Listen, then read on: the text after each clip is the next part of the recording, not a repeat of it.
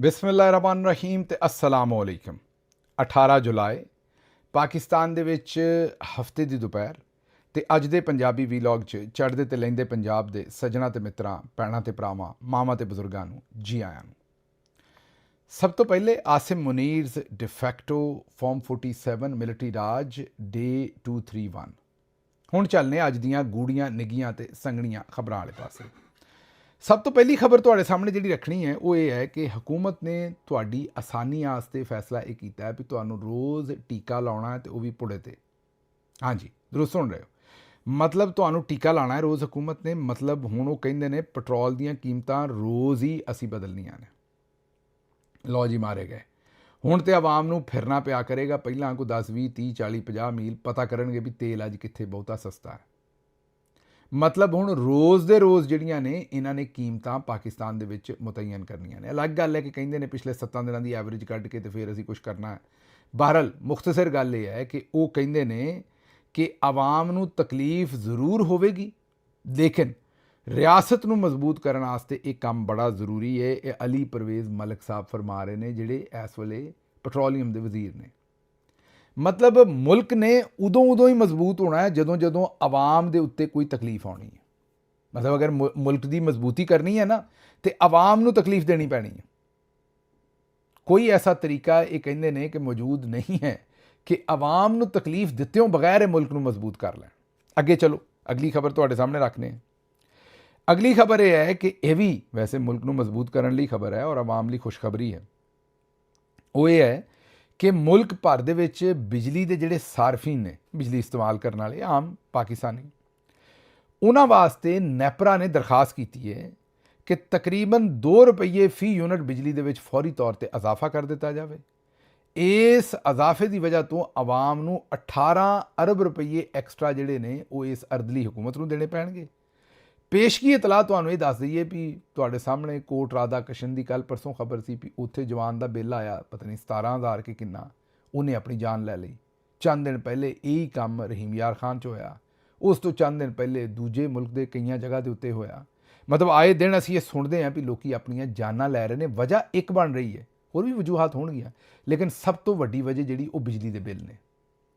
ਲੇਕਿਨ ਇਹਨਾਂ ਦੀ ਬੇਸ਼ਰਮੀ ਵੇਖੋ ਕਿ ਨੈਪਰਾ ਨਵੇਂ ਸਿਰੇ ਇੱਕ ਨਵੀਂ ਦਰਖਾਸਤ ਕਰ ਰਿਹਾ ਹਕੂਮਤ ਨੂੰ ਵੀ 2-2.5 ਰੁਪਏ ਬਿਜਲੀ ਦਾ ਜਿਹੜਾ ਬਿੱਲ ਹੈ ਫੀ ਯੂਨਿਟ ਉਹ ਹੋਰ ਵਧਾ ਦਿਓ। ਅੱਗੇ ਚਲੋ ਜੀ। ਬਾਜੀ ਆਪ ਤੇ ਡਾਕਟਰ ਨਾ ਬਣ ਸਕੇ, ਰੋਜ਼ ਤੁਹਾਨੂੰ ਇਹ ਕਹਾਣੀ ਕੀ ਰਿਪੀਟ ਕਰੀਏ, ਲੇਕਿਨ ਪਾਕਿਸਤਾਨ ਦੇ ਵਿੱਚ ਔਰ ਖੁਸੂਸੀ ਪੰਜਾਬ 'ਚ ਡਾਕਟਰਾਂ ਦੀ ਸ਼ਾਮਤ ਲਿਆਂਦੀ ਹੈ ਬਾਜੀ ਨੇ। ਮਹਿਕਮਾ ਸਿਹਤ ਦੇ ਵਿੱਚ ਹਸਪਤਾਲਾਂ ਦੀ ਪ੍ਰਾਈਵੇਟਾਈਜੇਸ਼ਨ ਜਾਰੀ ਹੈ। ਗੁਜ਼ਸ਼ਤਾ 8 ਤੋਂ 10 ਸਾਲ ਜਿਹੜੇ ਲੋਕਾਂ ਨੂੰ 8 ਤੋਂ 10 ਸਾਲ ਹੋ ਗਏ ਸਨ, ਉਹ ਮਹਿਕਮਾ ਸਿਹਤ ਦੇ ਵਿੱਚ ਖਿਦਮਾਤ ਸਰ ਅੰਜਾਮ ਦੇ ਰਹੇ ਸਨ। ਡਾਕਟਰਸ ਨੇ, ਕੰਸਲਟੈਂਟ ਨੇ, ਸਰਜਨਸ ਨੇ, ਡੈਂਟਲ ਡਾਕਟਰਸ ਨੇ, ਉਹਨਾਂ ਨੂੰ ਹੁਣ ਨੌਕਰੀਆਂ ਤੋਂ ਕੱਢਿਆ ਜਾ ਰਿਹਾ। ਇਹਨਾਂ ਡਾਕਟਰਸ ਦੇ ਕੰਟਰੈਕਟ ਰਿਨਿਊ ਨਹੀਂ ਕੀਤੇ ਜਾ ਰਹੇ। ਹਜ਼ਾਰਾਂ ਡਾਕਟਰਸ ਜਿਹੜੇ ਨੇ ਉਹਨਾਂ ਨੂੰ ਨੌਕਰੀਆਂ ਤੋਂ ਕੱਢਣ ਦੀ ਪੂਰੀ ਤਿਆਰੀ ਹੈ। ਇੱਕ THQ ਦੇ ਵਿੱਚ ਤਕਰੀਬਨ 10 ਤੋਂ 15 ਡਾਕਟਰਸ ਦੀਆਂ ਨੌਕਰੀਆਂ ਜਿਹੜੀਆਂ ਉਹ ਖਤਮ ਕੀਤੀਆਂ ਜਾ ਰਹੀਆਂ ਨੇ। ਆਪ ਹਿਸਾਬ ਲਾ ਲਓ ਕਿ ਇਹ ਇੱਕ THQ ਜਿਹੜਾ ਉੱਥੇ 10-10 15-15 ਨੌਕਰੀਆਂ ਜਿਹੜੀਆਂ ਨੇ ਉਹ ਡਾਕਟਰਾਂ ਦੀਆਂ ਖਤਮ ਕਰ ਰਹੇ ਨੇ। ਪਤਾ ਨਹੀਂ ਕਿਹੜਾ ਇਹਨਾਂ ਨੂੰ ਕਹਿ ਰਿਹਾ ਜਾਂ ਕਿਹੜਾ ਇਹਨਾਂ ਨੂੰ ਗੁੱਸਾ ਹੈ। ਤੁਸੀਂ ਅਗਰ ਸਰਕਾਰੀ ਹਸਪਤਾਲਾਂ 'ਚ ਜਾ ਕੇ ਵੇਖੋ ਤੇ ਪਹਿਲਾਂ ਹੀ ਉੱਥੇ ਬੰਦੇ ਤੇ ਬੰਦਾ ਚੜਿਆ ਹੁੰਦਾ ਹੈ। ਡਾਕਟਰ ਪੂਰੇ ਨਹੀਂ ਹੁੰਦੇ ਵਿਚਾਰੇ, ਉੱਤੋਂ ਇਹ ਡਾਕਟਰਾਂ ਨੂੰ ਕੱਢੀ ਜਾਂਦੇ ਨੇ। ਇਹ ਪਤਾ ਨਹੀਂ ਡਾਕਟਰਾਂ ਨੇ ਕਿਹੜਾ ਐਸਾ ਇਹਨਾਂ ਦੇ ਨਾਲ ਜ਼ੁਲਮ ਕੀਤਾ ਹੈ ਜਿਹੜਾ ਇਹ ਉਹਨਾਂ ਦੇ ਕੋਲੋਂ ਇਸ ਤਰੀਕੇ ਨਾਲ ਬਦਲ ਲੈਣ ਨੂੰ ਤਿਆਰ ਬੈਠੇ ਨੇ। ਅਸੀਂ ਉਰਦੂ ਵੀਲੌਗ 'ਚ ਇਸ ਖਬਰ ਨੂੰ ਡਿਸਕਸ ਕਰ ਲਿਆ। ਇੱਥੇ ਬਸ 2 ਲਫ਼ਜ਼ੀ ਕਰਾਂਗੇ ਵੀ ਆਇਸ਼ਾ ਗੁਲ ਅਲਈ ਸਾਹਿਬਾ ਨੇ ਕਿਹਾ ਹੈ ਵੀ ਫਜ਼ਲੁਰ ਰਹਿਮਾਨ ਸਾਹਿਬ ਬੱਚਾਬਾਜ਼ੀ ਕਰਦੇ ਨੇ ਤੇ ਉਹਨਾਂ ਦੀ ਪੀਠ ਤੇ ਉਹਨਾਂ ਦੇ ਜਿਹੜੇ ਕੰਧੇ ਨੇ ਉਹ ਜਰਨੈਲਾਂ ਦਾ ਹਲਵਾ ਖਾ ਕੇ ਜਿਹੜਾ ਉਹ ਮੋਟੇ ਹੋ ਗਏ ਨੇ। ਨਾਲ ਉਹਨਾਂ ਨੇ ਕਿਹਾ ਕਿ ਮੈਂ ਇਸਲਾਮੀ ਆਲਮਾ ਹੈ ਔਰ ਮੈਂ ਆਲਮੇ ਦੀਨ ਹੈ ਇਸਲਾਮ ਦੀ। ਇਹ ਪਤਾ ਨਹੀਂ ਹੁਣ ਇਹ ਕਿਉਂ ਉਹਨਾਂ ਨੇ ਗੱਲਾਂ ਕੀਤੀਆਂ ਨੇ, ਸਮਝ ਤੋਂ ਬਾਹਰ ਹੈ। ਪਰ ਉਹਨਾਂ ਨੇ ਕਿਹਾ ਕਿ ਮੇਰੇ ਨਾਲ ਆ ਕੇ ਮੁਕਾਬਲਾ ਕਰ ਲਓ ਜਿਹਨੇ ਕਰਨਾ ਹੈ। ਫਜ਼ਲੁਰ ਰਹਿਮਾਨ ਝੂਠਾ ਮੌਲਵੀ ਹੈ, ਮੈਂ ਸੱਚੀ ਮਲਵਾਨੀ ਹੈ। ਬਹਰਹਾਲ ਇਹ ਸਾਡੀ ਸਮਝ ਤੋਂ ਬਾਹਰ ਹੈ ਵੀ ਇਹੋ ਜਿਹੇ ਇਲਜ਼ਾਮਾਤ ਉਹਨਾਂ ਦੇ ਉੱਤੇ ਲਾਉਣੇ, ਜਦੋਂ ਇਹ ਵੀ ਤੁਹਾਨੂੰ ਅਸੀਂ ਪਹਿਲਾਂ ਦੱਸ ਚੁੱਕੇ ਹਾਂ ਵੀ ਇਹ ਸਾਰੀ ਨੂਰਾ ਕੁਸ਼ਤੀ ਹੈ। ਫਜ਼ਲੁਰ ਰਹਿਮਾਨ ਸਾਹਿਬ ਨੂੰ ਥੋੜ੍ਹਾ ਜਿਹਾ ਹੀਰੋ ਬਣਾ ਕੇ ਪੇਸ਼ ਕਰਨ ਦੀ ਜ਼ਰੂਰਤ ਹੈ, ਲੇਕਿਨ ਮੇਰਾ ਖਿਆਲ ਹੈ ਮਸਾਲਾ ਬਹੁਤਾ ਪਾਈ ਜਾ ਰਹੇ ਨੇ ਕਰਨਲ ਸਾਹਿਬ ਦਾ ਖਿਆਲ ਇਹ ਹੈ ਕਿ ਜਿੰਨਾ ਮਸਾਲਾ ਜ਼ਿਆਦਾ ਪਾਵਾਂਗੇ ਉਨੀ ਛੇਤੀ ਫਜ਼ਲੁਰ ਰਹਿਮਾਨ ਸਾਹਿਬ ਜਿਹੜੇ ਨੇ ਹੀਰੋ ਬਣਨਗੇ। ਇਸੇ ਲਈ ਹੁਣ ਉਹ ਆਇਸ਼ਾ ਗੁੱਲ ਲਈ ਹੋਣ ਜਾਂ ਕੋਈ ਹੋਰ ਹੋਵੇ, ਉਹਨਾਂ ਸਾਰਿਆਂ ਨੂੰ ਉਹ ਇਹਨਾਂ ਦੇ ਉੱਤੇ ਛੱਡ ਰਹੇ ਨੇ। ਅੱਗੇ ਚੱਲੀਏ ਜੀ, ਜ਼ਰਾ ਅਗਲੀ ਗੱਲ ਕਰ ਲਈਏ ਹੁਣ। ਅਗਲੀ ਖਬਰ ਅਲਾਮਾ ਤਾਹਿਰ ਅਸ਼ਰਫੀ ਸਾਹਿਬ ਦੀ ਹੈ। ਹਾਫਿਜ਼ ਤਾਹਿਰ ਅਸ਼ਰਫੀ ਸਾਹਿਬ ਜਿਹੜੇ ਨੇ ਉਹ ਬਾਰ-ਬਾਰ ਇਹ ਕਹਿੰਦੇ ਨੇ ਕਿ ਸਾਡੇ ਜਿਹੜੇ ਤੁੰਨ ਕੇ ਰੱਖੋ ਵਾਲੇ ਹਾਫਿਜ਼ ਜੀ ਨੇ, ਆਸਿਮ ਮੁਨੀਰ ਸਾਹਿਬ, ਉਹ ਕਹਿੰਦੇ ਨੇ ਵੀ ਉਹ ਸੈਯਦ ਵੀ ਨੇ ਤੇ ਨਾਲ ਉਹ ਹਾਫਿਜ਼ੇ ਕੁਰਾਨ ਵੀ ਨੇ। ਉਹਨਾਂ ਦੇ ਉੱਤੇ ਕਿਸੇ ਕਿਸਮ ਦਾ ਇਲਜ਼ਾਮ ਨਾ ਲਾਓ, ਉਹਨਾਂ ਦੇ ਉੱਤੇ ਉਂਗਲ ਨਾ ਚੁੱਕੋ। ਉਹਨਾਂ ਨੇ ਰੋ ਕੇ ਵੀ ਪ੍ਰੈਸ ਕਾਨਫਰੰਸਾਂ ਕੀਤੀਆਂ ਨੇ ਤੇ ਗੁੱਸੇ 'ਚ ਵੀ ਕੀਤੀਆਂ ਨੇ, ਤੜੀਆਂ ਵੀ ਲਾਈਆਂ ਨੇ, ਸਭ ਕੁਝ ਕੀਤਾ ਹੈ। ਲੇਕਿਨ ਹੁਣ ਅੱਗੋਂ ਜਿਹੜੀ ਦੂਜੀ ਪਾਰਟੀ ਹੈ ਉਹਨਾਂ ਦਾ ਰਿਸਪੌਂਸ ਆ ਗਿਆ, ਉਹ ਸੁਣ ਲਓ। ਉਲਮਾਏ ਦਿਓਬੰਦ ਦੇ ਮੁਸਤਨਦ ਉਲਮਾ कराम ने ताहिर अशरफी और मुफ्ती अब्दुल रहीम ਨੂੰ उलमाए दियोबंद ਦੀ लिस्ट चो खारिज कर देता है। इनका जो तरीक है उलमाए दियोबंद के शान शान नहीं है, लिहाजा इन्हां उलमा ਨੂੰ ਜਿਹੜਾ ਦਿਓਬੰਦ ਦੀ ਸਫ ਚੋਂ ਕੱਢਿਆ ਜਾ ਰਿਹਾ ਹੈ। ਮਤਲਬ ਜਿੱਥੋਂ ਸਟਰੈਂਥ ਲੈਂਦੇ ਨੇ ਨਾ ਤਾਹਿਰ ਅਸ਼ਰਫੀ ਸਾਹਿਬ ਜਾਂ ਦੂਸਰੇ ਜਿਹੜੇ ਆਲਮ ਸਾਹਿਬ ਨੇ, ਮੁਫਤੀ ਅਬਦੁਲ ਰਹੀਮ, ਉਹਨਾਂ ਦੇ ਉੱਤੇ ਹੁਣ ਜਿਹੜੇ ਉਲਮਾ ਦਿਓਬੰਦ ਹੈ ਉਹਨਾਂ ਨੂੰ ਇਹ ਲੱਗਦਾ ਵੀ ਜਰਨੈਲਾਂ ਦੇ ਬਹੁਤ ਕਰੀਬ ਨੇ ਤੇ ਉਹਨਾਂ ਦੇ ਨਾਲ ਰਲ ਕੇ ਸਾਡੇ ਤੇ ਸਖਤ ਬਿਆਨ ਦੇ ਰਹੇ ਨੇ। ਉਹਨਾਂ ਨੇ ਇਹਨਾਂ ਨੂੰ ਦਿਓਬੰਦ ਉਲਮਾ ਦੀ ਲਿਸਟ ਤੋਂ ਹੀ ਫਾਰਗ ਕਰ ਦਿੱਤਾ ਹੈ। ਅੱਗੇ ਚੱਲਨੇ ਜੀ। ਸੋਸ਼ਲ ਮੀਡੀਆ ਦੇ ਉੱਤੇ ਇੱਕ ਤਜਜ਼ੀਆ ਦਿੱਤਾ ਗਿਆ ਹੈ ਕਿ ਪਰਵੇਜ਼ ਮੁਸ਼ਰਫ ਸਾਹਿਬ ਮੌਜੂਦਾ ਆਰਮੀ ਚੀਫ ਤੋਂ ਲੱਖ ਗੁਣਾ ਬਿਹਤਰ ਸਨ। ਹਾਲਾਂਕਿ ਉਹ ਵੀ ਡਿਕਟੇਟਰ ਸਨ, ਉਹਨਾਂ ਵੀ ਸਾਰੇ ਭੈੜੇ ਕੰਮ ਕੀਤੇ, ਉਹਨਾਂ ਵੀ ਆਈਨ ਤੋੜਿਆ, ਉਹਨਾਂ ਦੀ ਵੀ ਮੁਜ਼ੰਮਤ ਹੋਣੀ ਚਾਹੀਦੀ ਹੈ। ਲੇਕਿਨ ਉਸ ਦੇ ਬਾਵਜੂਦ ਇਹ ਕਹਿੰਦੇ ਨੇ ਕਿ ਉਹ ਮੌਜੂਦਾ ਆਰਮੀ ਚੀਫ ਤੋਂ ਅੱਛੇ ਸਨ। ਕਿਵੇਂ? ਉਹਨਾਂ ਨੇ ਇੱਕ ਤੇ ਇਸਤਸਨਾ ਨਹੀਂ ਲਿਆ। ਦਲੇਰ ਆਦਮੀ ਸੀ, ਉਹਨੇ ਜੋ ਕੀਤਾ, ਇਸਤਸਨਾ ਉਹਨੇ ਨਹੀਂ ਲਿਆ, ਨੰਬਰ 1। ਨੰਬਰ 2, ਸੋਸ਼ਲ ਮੀਡੀਆ ਦੇ ਉੱਤੇ ਉਹਨੇ ਪਾਬੰਦੀਆਂ ਨਹੀਂ ਲਾਈਆਂ, ਬਲਕਿ ਸੋਸ਼ਲ ਮੀਡੀਆ ਨੂੰ ਤੇ ਦੂਜੇ ਮੀਡੀਆ ਨੂੰ ਖੋਲ੍ਹਿਆ। ਜਿਹੜਾ ਪ੍ਰਾਈਵੇਟ ਮੀਡੀਆ ਚੈਨਲਸ ਲਿਆਂਦੇ, ਉਹਨਾਂ ਨੇ ਬੋਲਣ ਦੀ ਆਜ਼ਾਦੀ ਦਿੱਤੀ। ਫਰੀडम ਆਫ ਸਪੀਚ ਤੋਂ ਉਹ ਖੌਫਜ਼ਦਾ ਨਹੀਂ ਸੀ ਹੈਗੇ। ਹਰ ਬੰਦੇ ਦੀ ਗੱਲ ਸੁਣਦੇ ਸਨ ਔਰ ਹਰ ਬੰਦੇ ਦੀ ਗੱਲ ਸੁਣ ਕੇ ਤੇ ਉਹਦੇ ਉੱਤੇ ਕੋਈ ਇਸ ਤਰ੍ਹਾਂ ਦਾ ਨਹੀਂ ਸੀ ਵੀ ਉਹਨਾਂ ਦੇ ਸਾਹਮਣੇ ਕਿਸੇ ਨੇ ਗੱਲ ਕਰ ਦਿੱਤੀ ਤੇ ਉਹ ਕਹਿੰਦੇ ਸਨ ਵੀ ਇਹਨੂੰ ਚੁੱਕ ਲਓ। ਨਹੀਂ, ਇਸ ਤਰ੍ਹਾਂ ਨਹੀਂ ਸਨ ਕਹਿੰਦੇ। ਉਹ ਬੰਦੇ ਦੀ ਗੱਲ ਸੁਣਦੇ ਸਨ ਔਰ ਜ਼ਾਹਿਰ ਹੈ ਉਸ ਤੋਂ ਬਾਅਦ ਉਹ ਤੇ ਆਪਣੇ ਕੰਮ ਕਰਦੇ ਸਨ। ਜਿਹੜਾ ਉਹਨਾਂ ਵੀ ਆਈਨ ਹੀ ਤੋੜਿਆ ਸੀ, ਉਹ ਵੀ ਡਿਕਟੇਟਰ ਸਨ। ਲੇਕਿਨ ਇਹ ਕੰਮ ਨਹੀਂ ਸੀ ਹੈਗਾ ਜਿਹੜਾ ਮੌਜੂਦਾ ਆਰਮੀ ਚੀਫ ਤੇ ਇਹਨਾਂ ਦੇ ਸੱਜਣ ਕਰ ਰਹੇ ਨੇ ਵੀ ਜ਼ਰਾ ਜੀ ਕਿਸੇ ਦੀ ਗੱਲ ਪਸੰਦ ਨਾ ਆਈ ਤੇ ਉਹਨੂੰ ਚੁੱਕ ਲਓ। ਅੱਛਾ ਜੀ, ਅੱਗੇ ਚੱਲਨੇ।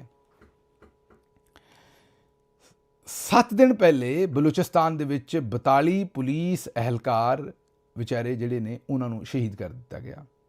ਅੱਜ ਸਾਡੇ 50 ਦੇ ਕਰੀਬ ਫੌਜੀ ਜਿਹੜੇ ਨੇ, ਕੋਈ 45 ਕਹਿੰਦਾ, ਕੋਈ 47 ਕਹਿੰਦਾ, ਕੋਈ 50 ਕਹਿੰਦਾ, ਉਹ ਉਹਨਾਂ ਨੇ ਸ਼ਹੀਦ ਕਰ ਦਿੱਤੇ। ਮੁਲਕ ਦੇ ਅੰਦਰ ਖੂਨ ਬਹਿ ਰਿਹਾ, ਮੁਲਕ ਜਲ ਰਿਹਾ। ਫੌਜ ਬਲੂਚਿਸਤਾਨ ਦੇ ਵੱਡੇ ਹਿੱਸੇ ਤੇ ਆਪਣਾ ਕੰਟਰੋਲ ਖੋ ਚੁੱਕੀ ਹੈ ਤੇ ਪਾਕਿਸਤਾਨ ਦੇ ਸਿਪਾ ਸਾਲਾਰ ਸਾਹਿਬ ਜਿਹੜੇ ਨੇ ਬੈਰੂਨੇ ਮੁਲਕ ਫਿਰ ਰਹੇ ਨੇ ਤੇ ਉੱਥੇ ਪਰੇਡਾਂ ਦੇ ਮੁਆਇਨੇ ਕਰ ਰਹੇ ਨੇ। ਮਤਲਬ ਮੁਲਕ ਦੇ ਵਿੱਚ ਅੱਗ ਲੱਗੀ ਹੈ ਤੇ ਇਹਨਾਂ ਨੂੰ ਜਿਹੜੀ ਫਿਕਰ ਹੈ ਵੀ ਅਸੀਂ ਬਾਹਰ ਜਾ ਕੇ ਤੇ ਉੱਥੇ ਬੈਰੂਨੇ ਮੁਲਕ ਜਿਹੜੀਆਂ ਉਹ ਪਰੇਡਾਂ ਦੇਖ ਲਈਏ। ਇਹਨਾਂ ਨੂੰ ਇਸ ਗੱਲ ਨਾਲ ਲੈਣ ਦੇਣ ਕੋਈ ਨਹੀਂ ਵੀ ਮੁਲਕ ਦੇ ਵਿੱਚ ਕਿਸ ਤਰ੍ਹਾਂ ਸੂਰਤ ਹਾਲ ਇਸ ਤਰ੍ਹਾਂ ਹੱਥ ਚੋਂ ਨਿਕਲ ਰਹੀ ਹੈ ਜਿਵੇਂ ਮੁੱਠੀ ਚੋਂ ਰੇਤ। ਅੱਗੇ ਚੱਲਨੇ ਜੀ। ਇਹਨਾਂ ਲੋਕਾਂ ਦੀ ਜਹਾਲਤ ਤੇ ਅਫਸੋਸ ਕਰਾਂ ਜਾਂ ਕੀ ਕਵਾਂ, ਜਿਹੜੇ ਹਰ ਵੇਲੇ ਪਰੇਸ਼ਾਨੀਆਂ ਦਾ ਇਜ਼ਹਾਰ ਕਰਦੇ ਨੇ ਤੇ ਰੋਂਦੇ ਰਹਿੰਦੇ ਨੇ, ਲੇਕਿਨ ਉਹ ਬਰਾਬਰੀ ਪਾਰਟੀ ਨੂੰ ਜੁਆਇਨ ਨਹੀਂ ਕਰਦੇ। ਇਹ ਜਿਹੜੇ ਉਹ ਆਪਣੇ ਆਪ ਨੂੰ ਗੁਲੂਕਾਰ ਕਹਿੰਦੇ ਨੇ, ਜਿਵੇਂ ਐਹਸਨ ਇਕਬਾਲ ਸਾਹਿਬ ਆਪਣੇ ਆਪ ਨੂੰ ਪ੍ਰੋਫੈਸਰ ਕਹਿੰਦੇ ਨੇ, ਉਸੇ ਤਰੀਕੇ ਨਾਲ ਇਹ ਵੀ ਆਪਣੇ ਆਪ ਨੂੰ ਗੁਲੂਕਾਰ ਕਹਿੰਦੇ ਨੇ। ਜਵਾਦ ਅਹਿਮਦ ਸਾਹਿਬ ਉਹ ਕਹਿੰਦੇ ਨੇ ਕਿ ਮੇਰੀ ਪਾਰਟੀ ਨੂੰ ਜੁਆਇਨ ਕਿਉਂ ਨਹੀਂ ਕਰਦੇ? ਅਗਰ ਤੁਸੀਂ ਗਿਲੇ ਕਰਦੇ ਹੋ ਵੀ ਮੁਲਕ ਦੇ ਵਿੱਚ ਮਾਮਲਾ ਠੀਕ ਨਹੀਂ ਹੈ ਤੇ ਫਿਰ ਪਰੇਸ਼ਾਨੀਆਂ ਦੇ ਉੱਤੇ ਰੋਂਦੇ ਧੋਂਦੇ ਵੀ ਹੋ ਤੇ ਮੇਰੀ ਪਾਰਟੀ ਨੂੰ ਜੁਆਇਨ ਕਿਉਂ ਨਹੀਂ ਕਰਦੇ? ਇਹਦੇ ਤੇ ਕੀ ਜਵਾਬ ਦਈਏ? ਤੁਹਾਡੀ ਪਾਰਟੀ ਨੂੰ ਤੁਹਾਡੇ ਜਨਾਬ ਘਰੋਂ ਕਿਸੇ ਨੇ ਜੁਆਇਨ ਨਹੀਂ ਕੀਤਾ, ਤੁਸੀਂ ਇਕੱਲੇ ਹੀ ਹੋ ਪਾਰਟੀ ਦੇ ਵਿੱਚ, ਤੇ ਹੁਣ ਕੀ ਲੋਕੀ ਕਰਨ? ਅੱਛਾ ਜੀ, ਅੱਗੋਂ ਹੈ ਵਜ਼ੀਰ ਤਾਲੀਮ ਸਾਹਿਬ। ਬੜੀ ਖਿੱਚਵੀਂ ਜਿਹੀਆਂ ਵਿਚਾਰੇ ਜਿਹੜੀਆਂ ਨਾ ਪੈਂਟਾਂ ਪਾਉਂਦੇ ਨੇ, ਬੜੀਆਂ ਖਿੱਚੀਆਂ ਹੋਈਆਂ ਸ਼ਰਟਾਂ ਪਾਉਂਦੇ ਨੇ, ਟੀ-ਸ਼ਰਟਾਂ ਪਾਉਂਦੇ ਨੇ, ਡੋਲੇ ਨੰਗੇ ਕੱਢ ਕੇ, ਤੇ ਸਕੂਲਾਂ ਦੇ ਵਿੱਚ, ਬੱਚੀਆਂ ਦੇ ਸਕੂਲਾਂ ਦੇ ਵਿੱਚ ਸਰਕਾਰੀ ਸੰਡੇ ਤਰ੍ਹਾਂ ਫਿਰਦੇ ਰਹਿੰਦੇ ਨੇ। ਸਰਕਾਰੀ ਸਾਂਡ ਉਰਦੂ 'ਚ ਕਹਿੰਦੇ ਨੇ ਤੇ ਸਰਕਾਰੀ ਸੰਡਾ ਜਿਹੜਾ ਜ਼ਾਹਿਰ ਹੈ ਉਹ ਪੰਜਾਬੀ 'ਚ ਕਹਿੰਦੇ ਨੇ। ਮੈਂ ਹੈਰਾਨ ਹਾਂ ਇਹਨਾਂ ਦੀ ਅਕਲ ਤੋਂ, ਇਹਨਾਂ ਨੂੰ ਕੋਈ ਸਮਝਾਉਂਦਾ ਨਹੀਂ ਵੀ ਕੱਪੜੇ ਕੋਈ ਬੰਦੇ ਦੇ ਪੁੱਤਰਾਂ ਵਾਲੇ ਪਾਈਦੇ ਨੇ। ਅੱਛਾ, ਇਹ ਇੱਕ ਰੌਲਾ ਹੈ ਪਾਕਿਸਤਾਨ ਦੇ ਵਿੱਚ। ਅੱਜ ਤੁਹਾਨੂੰ ਦੱਸਣ ਦੀ ਕੋਸ਼ਿਸ਼ ਕਰਨਾ ਹੈ, ਤੁਹਾਡੇ ਨਾਲ ਸ਼ੇਅਰ ਕਰਨ ਦੀ।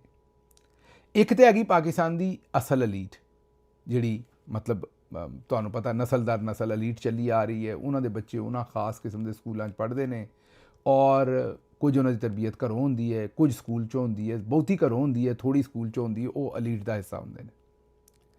ਇੱਕ ਵਿਚਾਰੇ ਰਾਣਾ ਸਾਹਿਬ ਵਰਗੇ ਨੇ ਕਿ ਵਾਲਦ ਸਾਹਿਬ ਦਾ ਕਿਤੇ ਹੱਥ ਅੜ ਗਿਆ, ਕੋਈ ਸਿਫਾਰਿਸ਼ ਕਰਾ ਲਈ, ਹੱਥ ਅੜ ਗਿਆ, ਕੋਈ ਇਲੈਕਸ਼ਨ ਲੜਿਆ ਸੀ, ਨੂਨ ਲੀਗ ਸੀ, ਕੋਈ ਵੀ ਹੱਥ ਅੜਿਆ ਤੇ ਮੁੰਡਾ ਜਿਹੜਾ ਉਹਨੂੰ ਭਰਤੀ ਕਰਵਾ ਲਿਆ, ਮਤਲਬ ਦਾਖਲ ਕਰਵਾ ਲਿਆ HESN ਦੇ ਵਿੱਚ। ਮੁੰਡਾ ਉੱਥੋਂ ਪੜ੍ਹ ਵੀ ਗਿਆ, ਲੇਕਿਨ ਹੁਣ ਮੁੰਡੇ ਨੂੰ ਸਮਝ ਨਹੀਂ, ਮੈਂ ਦੱਸਿਆ ਨਾ ਵੀ ਇੱਕ ਤੇ ਨਸਲਦਾਰ ਨਸਲ ਜਿਹੜੇ ਨੇ ਉਹ ਅਲੀਟ ਨੇ, ਇਹ ਹੁਣ ਮੁੰਡਾ ਤੇ ਵਿਚਾਰਾ ਜਿਹੜਾ ਉਹ ਖੋਂਗੀ ਸੀ, ਲੇਕਿਨ ਉਹ ਕੋਈ ਸਿਫਾਰਿਸ਼ ਕਰਕੇ ਉਹਨੂੰ HESN ਤੋਂ ਪੜਵਾ ਲਿਆ। ਹੁਣ ਉਹਦੀਆਂ ਗੱਲਾਂ ਹਜੇ ਵੀ ਇਹੋ ਜਿਹੀਆਂ ਹੀ ਨੇ।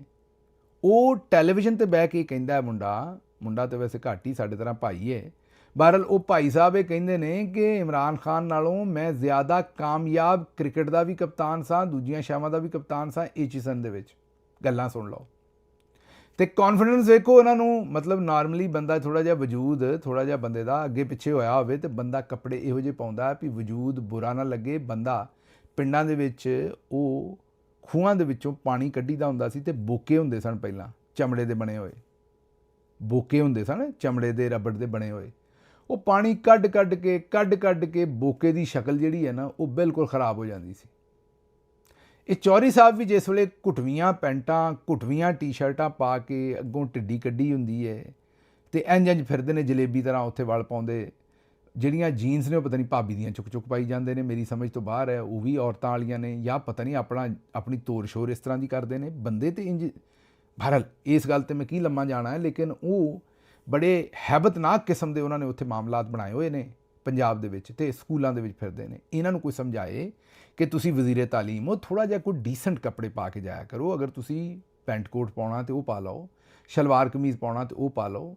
ਤੁਸੀਂ, ਮੇਰਾ ਮਤਲਬ ਹੈ ਵੀ ਥੋੜ੍ਹਾ ਜਿਹਾ, ਮੇਰਾ ਮਤਲਬ ਹੈ ਕਿ ਇੰਝ ਫਿਰਦੇ ਹੋ ਜਿਵੇਂ ਜਲਾਇਆਂ ਦਾ ਜਵਾਈ ਆਕੜਿਆ ਹੁੰਦਾ ਹੈ। ਥੋੜ੍ਹਾ ਜਿਹਾ ਖਿਆਲ ਕਰੋ ਆਪਣਾ। ਬੱਚੀਆਂ ਦੇ ਸਕੂਲਾਂ ਵਗੈਰਾ ਦੇ ਵਿੱਚ ਤੁਸੀਂ ਫਿਰਦੇ ਹੋ ਤੇ ਬੱਚਿਆਂ ਦੇ ਉੱਤੇ ਇਹਦਾ ਕੀ ਅਸਰ ਪਏਗਾ। ਅੱਛਾ ਜੀ, ਅਗਲੀ ਖਬਰ ਜਿਹੜੀ ਤੁਹਾਡੇ ਸਾਹਮਣੇ ਰੱਖਦੇ ਹਾਂ ਉਹ ਹੈ ਕਿ ਆਈਨ ਪਾਕਿਸਤਾਨ ਹਰ ਸ਼ਹਿਰੀ ਨੂੰ ਮਸਾਵੀ ਹਕੂਕ ਦੀ ਜ਼ਮਾਨਤ ਦਿੰਦਾ ਹੈ। ਚੀਫ ਜਸਟਿਸ ਵਫਾਕੀ ਆਈਨੀ ਅਦਾਲਤ ਜਸਟਿਸ ਅਮੀਨੁद्दीन ਖਾਨ। ਇਹ ਪਤਾ ਨਹੀਂ ਐਡੀ ਬੇਸ਼ਰਮੀ ਨਾਲ ਝੂਠ ਕਿਵੇਂ ਮਾਰ ਲੈਂਦੇ ਨੇ ਹਾਜੀ ਅਮੀਨੁद्दीन ਸਾਹਿਬ। ਪਤਾ ਨਹੀਂ ਇਹਨਾਂ ਨੂੰ ਕੋਈ ਪੁੱਛਣ ਵਾਲਾ ਕੋਈ ਨਹੀਂ ਹੈ। ਮਤਲਬ ਕਿਹੜੇ ਬਰਾਬਰੀ ਦੇ ਹਕੂਕ ਦੇ ਰਹੇ ਹੋ ਤੁਸੀਂ ਆਵਾਮ ਨੂੰ? ਤੁਸੀਂ ਯਾਸਮੀਨ ਰਾਸ਼ਦ, ਇਮਰਾਨ ਖਾਨ, ਉਹਨਾਂ ਦੇ ਮੁਕੱਦਮੇ ਹੀ ਨਹੀਂ ਸੁਣਦੇ ਤੁਸੀਂ। ਲੇਕਿਨ ਬਹਰਹਾਲ ਮੈਂ ਦੱਸਿਆ ਨਾ ਤੁਹਾਨੂੰ ਕਿ ਕੋਈ ਇੱਜ਼ਤ ਬਿਜ਼ਤੀ ਤੇ ਹੈ ਨਹੀਂ। ਜਿਹੜੀ ਦਿਲ ਕਰਦਾ ਹੈ ਉਹ ਗੱਲ ਕਹਿ ਦਿੰਦੇ ਨੇ, ਕਿਹੜਾ ਕੋਈ ਪੁੱਛਣ ਵਾਲਾ ਹੈ।